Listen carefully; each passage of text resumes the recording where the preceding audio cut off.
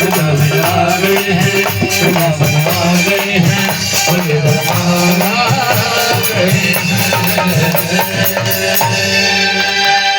और ऐसे भगवान से जो ही सब आए ना तो पूछ लिया, अरे ओ कन्हैया एक बात बताओ ना, एक बात बताओ, एक भजन और थोड़ा बैठकी वाला कर लेते हैं और उसके बाद हम जानते हैं आप सबका पैर झुनझुना रहा है।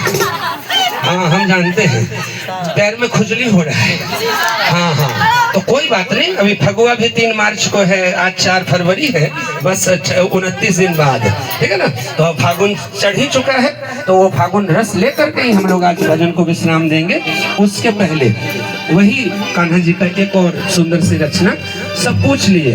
अरे ओ लाला एक बात बताओ कि तुलसी पत्ता है, ललका डोरी का मंगलसूत्र पहन के आ गई।